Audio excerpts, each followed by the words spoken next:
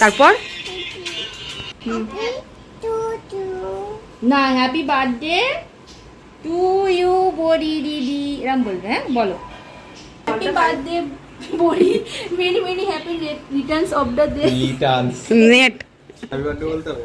ওকে belated happy birthday. আজকে তো জন্মদিন, আবার বিলেটেড কেন? ওটাই বলছি। So be happy and stay safe, stay healthy and hope you get a right person in your life. Hello everyone, কেমন আছো সবাই? চলে এসেছি নতুন আরও একটা ভিডিও নিয়ে। আজকে 15ই জুলাই, আর 15ই জুলাই মানে আমাদের কাছে তিশার জন্মদিন। যদিও এবছর তিশার জন্মদিনটা একটু অন্যরকমভাবেই পালন করা হলো। তোমরা যারা যারা আমার ব্লগ প্রথম থেকেই দেখছো তারা নিশ্চয়ই আগের বছর দেখেছিলে সব ভাই বোনেদের নিয়ে ছোট্ট করে তিশার জন্মদিনটা সেলিব্রেট করা হয়েছিল। কিন্তু এবছর সেটা আর হলো না, কারণ একদিনে সব ভাই বোনদের সময় আর হচ্ছিল না, সবাই যে যার মতো নিজের কাজে ব্যস্ত। আর তার থেকে বড় কথা কি বলো তো, আমাদের যে বাচ্চা গাল তার নিজেরই আজ সময় হবে না।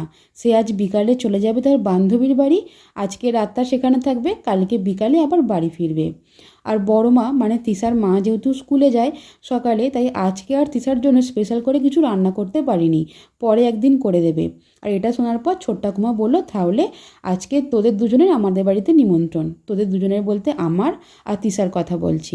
আজকে ভাই চলে যাবে বাড়ি, আর সেই জন্য ছোট্ট আমার স্পেশাল কিছু রান্না করেছিল, তাই আমাদের দুজনকেও নিমন্ত্রণ করে দিয়েছে। আর দেখো দুপুরবেলা তাড়াহুড়ো করে স্নান টান করে আমি এলাম।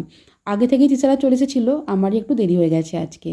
আর আমাদের এই মানু কালকে সেই সন্ধ্যা থেকে শুরু করেছে হ্যাপি বার্থডে বড় দিদি, হ্যাপি বার্থডে বড় দিদি। বড় দিদিকে হ্যাপি বার্থডে উইশ করার আর শেষ হচ্ছে না। আর ওর মুখেই কথাটা শুনতে কী যে মিষ্টি লাগছে তোমাদেরকে কি বলবো।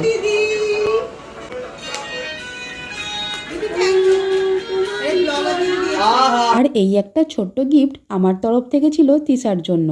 ও নিজেই এটা পছন্দ করে নিয়েছে, খুব ভালো হয়েছে জানো তো। নাহলে কি দেব, কি পছন্দ হবে না পছন্দ হবে, একটা টেনশান থেকেই যায়।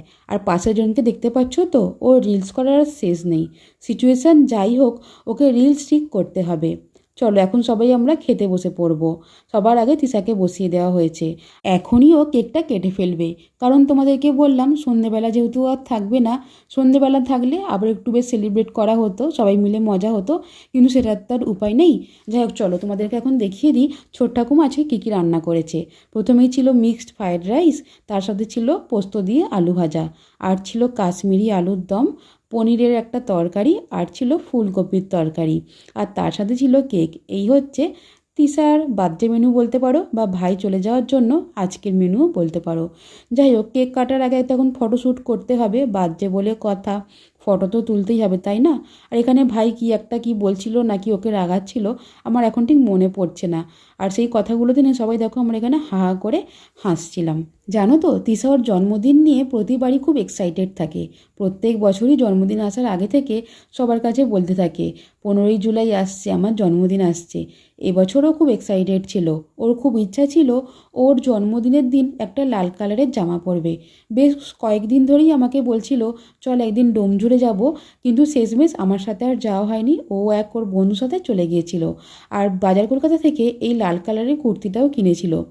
মনের আনন্দে গিয়ে কুর্তি লেগিংস সব কিছু কিনেছে, এবার কিনে বাড়ি এসে ওর মনে হচ্ছে কি ও ঠকে গেছে, তারপরে সে জামাটা নিয়ে চলে এসেছে আমার কাছে কাঁদতে, যেটা প্রত্যেকবারই হয়ে থাকে। মানে যতবার আমার সাথেও কিনতে যায়, কারণ আমি যেটা পছন্দ করে দিই মোটামুটি সেটা পছন্দ হয়ে যায়, আবার অনেক সময় পছন্দ হয়ও না, কারণ আমি একটু বেশ লং লং কুর্তি পছন্দ করি, সেটা আবার ওর একদম পছন্দ হয় না। যাই হোক এই কুর্তিটার কোয়ালিটিটা না খুব একটা ভালো নয়, মানে খুব মোটা মতো কাপড়টা, কমফর্টেবল নয়, যার কারণে কুর্তিটা কিনেও সোজা চলে এসেছিলো আমার বাড়িতে কান্নাকাটি করতে।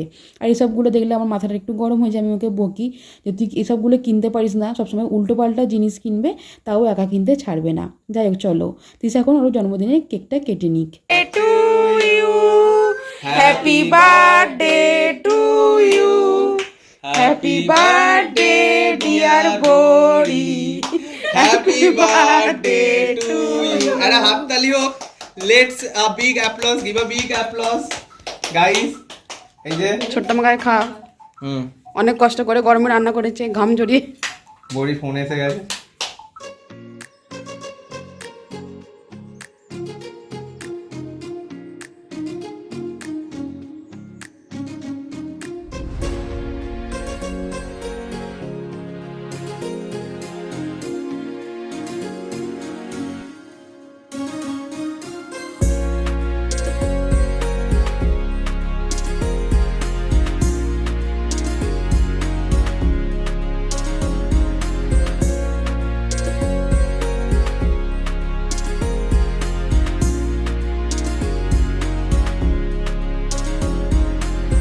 চলো সব কিছু মিটে গেছে, এবার আমরা খেতে বসে পড়ি। বড়ি, আমি, ঋতু কাকিমা, ভাই সবাই একসাথে খেয়ে নেবো। আর মাম্পি আমাদের সাথে খাবে না, কারণ ওর পেটের অবস্থা খুবই খারাপ।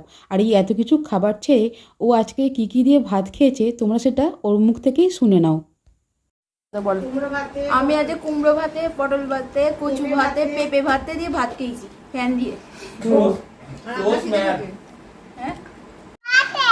হ্যাঁ, তারপরে কি হ্যাপি বার্থডে তু তু, তারপরে বই দিদি হ্যাপি বার্থডে দিদি। আজকের ভিডিওটা তাহলে এখানেই শেষ করছি।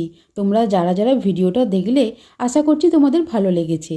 ভালো লেগে থাকলে ছেড়ে যাবার আগে অবশ্যই একটা লাইক করবে, কমেন্ট করবে, আর তিশাকে উইশ করতে কিন্তু তোমরা ভুলবে না।